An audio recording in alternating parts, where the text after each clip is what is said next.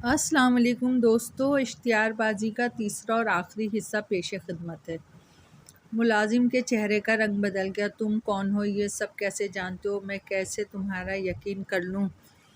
उसने कपकपाती हुई आवाज़ में कहा। मैं एक बेकरी पे मुलाजिम हूँ। मुझे कैसे पता चला? ये मैं तुम्हें कुछ देर बाद बताता हूँ। मैं यहाँ खड़ा हूँ, तुम पहले इन लोगों को बता दो। फिक्र ना करो, मैं कहीं नहीं जा रहा।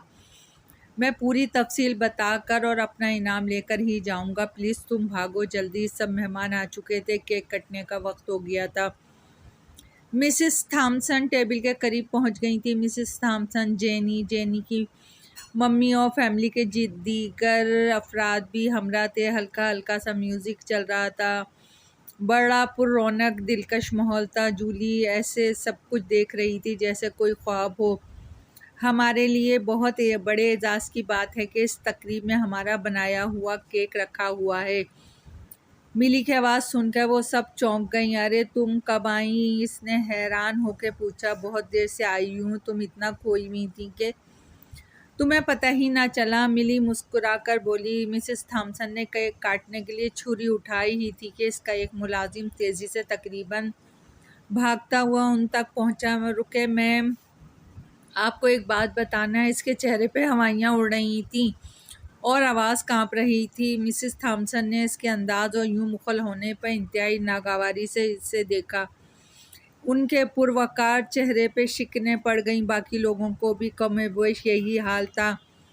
क्या बात है? कौन सी अहम बात है जिसके लिए तुमने ये हरकत की है कि तकरीब रुकवा दी? मिसेस थॉमसन घूरते हुए गुस्से में बोली, लेकिन नीची आवाज़ में मुलाजिम से मुखातिब हुई। जवाब में इसने जो बताया इसे सुन के फैमिली मेम्बर्स का रंग तो बदला ही था। करीब खड़े मेहमान भी सुन होकर खौफजदा हो गए। थोड़ी देर बाद खलबली सी मच गई। सब केक वाली मेज़ से यूं दूर जाने लगे जैसे रुके तो केक का टुकड़ा उड़कर उनके मुंह में चला जाएगा। ये क्या हो रहा है? मिली ने हैरत से होकर जूली से पूछा।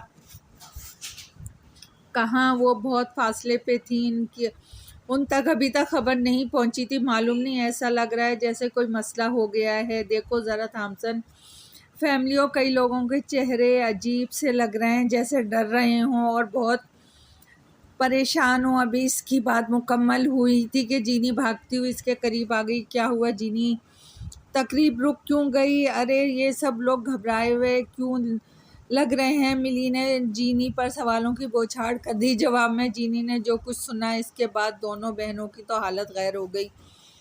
ये कैसे हो सकता है? नहीं जीनी, ज़रूर कोई गलतफहमी हुई है। मैंने और मिली ने इस केक को बनाने में अपनी सारी सलाहियतें लगा दी हैं। हम भला क्यों ये मुजरिमाना काम करेंगे?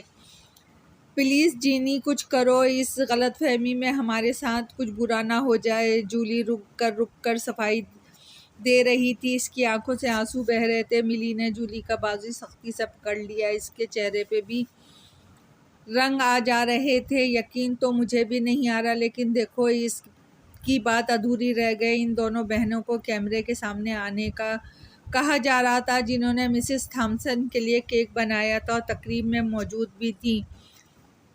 माइक में ऐलान किया जा रहा था कि तमाम दाखिली दरवाजे बंद कर दिए जाएं। मिली कांप रही थी। जूली को लग रहा था जैसे उसके पैरों तले ज़मीन नहीं, आसमान इस पे टूट पड़ा है। वो कुछ बोलने और चलने के काबिल नहीं थी। जीनी ने सबको इनकी तरफ मुतवज्जे किया।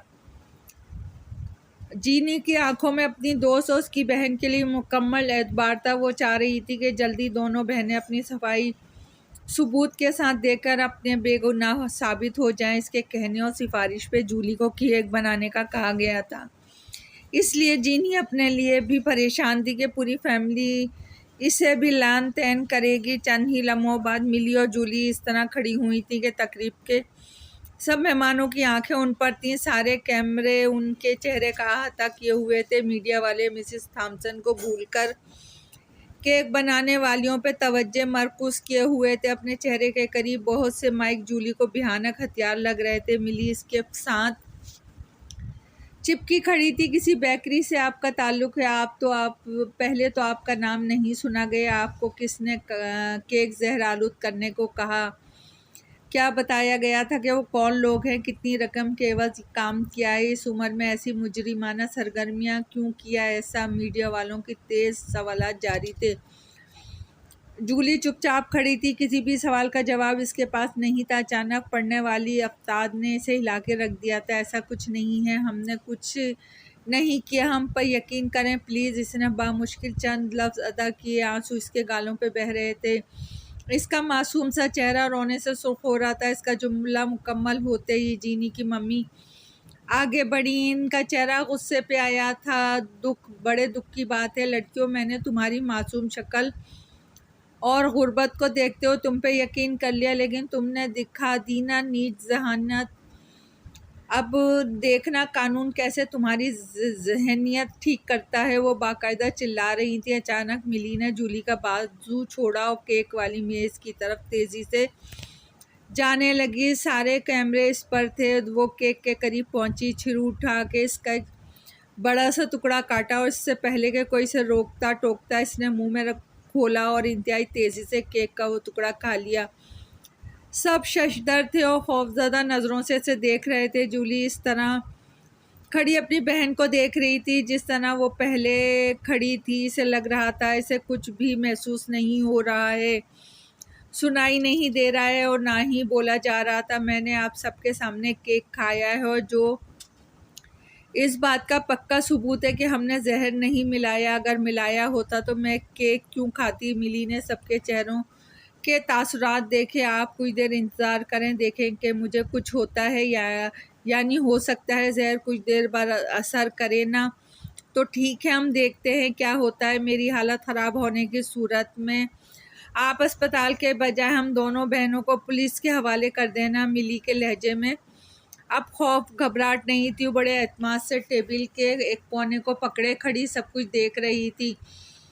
जूली की हालत कुछ कुछ संभल गई थी। हम गैर मारूफ आम सी लड़कियों के साथ किसी को इतनी दुश्मनी हो गई कि हमें यूं फंसवाने की कोशिश कर रहा है, वो सोचे जा रही थी। इधर मिली सबकी तवज्जो का मरकज़ बनी खड़ी थी। कैमरे के सामने दो ही चीज़ें थी, मिली और इसके हाथों का बना हुआ केक, जायकेदार केक। कहीं से नहीं लग रहा था कि ये थॉमसन फैमिली का फंक्शन है। जूली, मिली और इसका केक ही सबकी निगाहों में था। किसी ने इंतहाई घटिया मजाक किया। अचानक जूली की आवाज़ उभरी, वो भी मिली के पास आ खड़ी हुई। मिसेस थॉमसन के मुखालिफ ग्रुप तो क्या हमारी तो इस शहर में किसी भी ख़ास ग्रुप से जान पहचान नहीं है। हम कुछ अरसे पहले ही यहाँ आए हैं और सिर्फ चंद लोगों के लिए ही केक बनाते हैं। कोई हमें जानता नहीं, इसलिए बड़ी मुश्किल से थोड़ा बहुत काम मिलता है। जीनी जो कि आयरन बेल मिसेस थॉमसन की भांजी हैं, वो यानी मेरी इस छोटी बहन की क्लास फेलो है।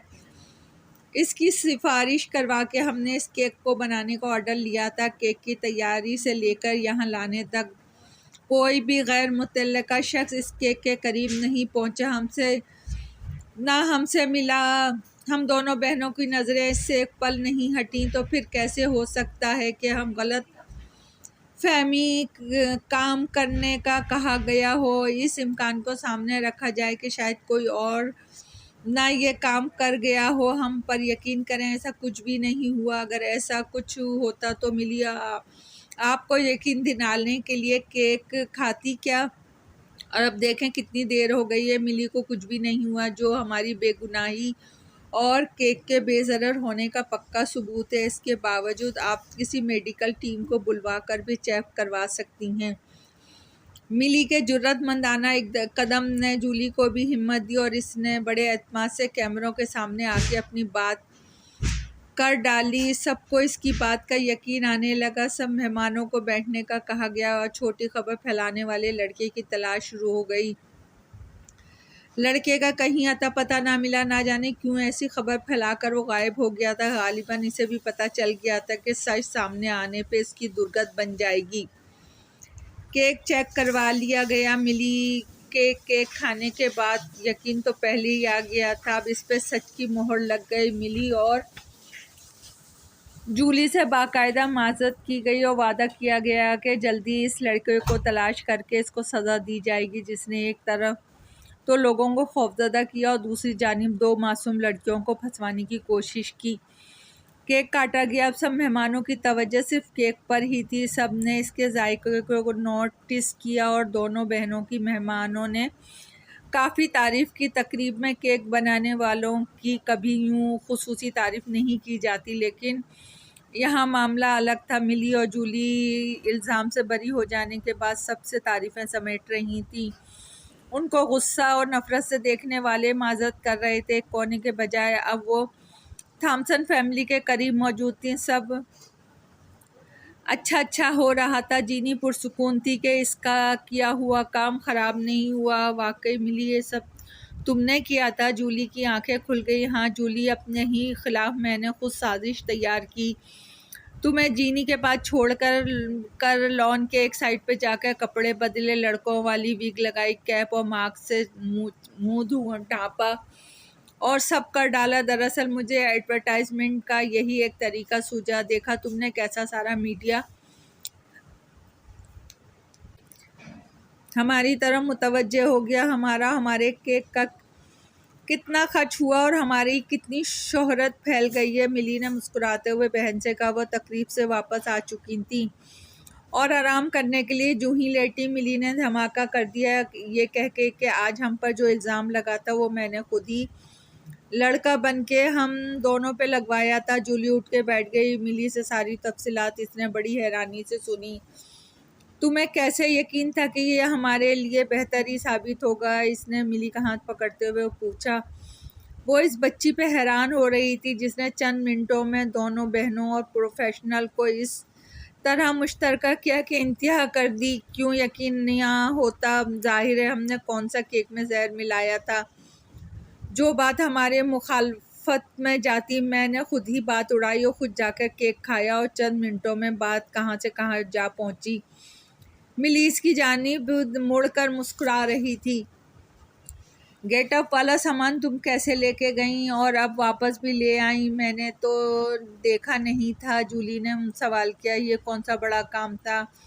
लिबास, विग, कैप और मास्क मैंने पैकेट बना के इन फूलों और तोहफे के साथ रख लिया था जो मिसिस थॉमसन के लिए हमने लिए थे। याद है मैंने ज़िद की थी कि सारे रास्ते मैं ही ये पकड़े रखूँगी, और अब वापस आते हुए तुमने खुशी खुशी में गौर ही नहीं किया। मैंने वो पैकेट पकड़ा हुआ था। तुम क्या किसी की तवज्जो भी इस पे नहीं गई? क्योंकि मैंने वापस आते हुए बड़ी खामोशी से लॉन के पास से गुजरते हुए इसे वहाँ से उठा लिया था जहाँ मैंने कुछ देर पहले छुपाया था। जूली ने तफसील बताई।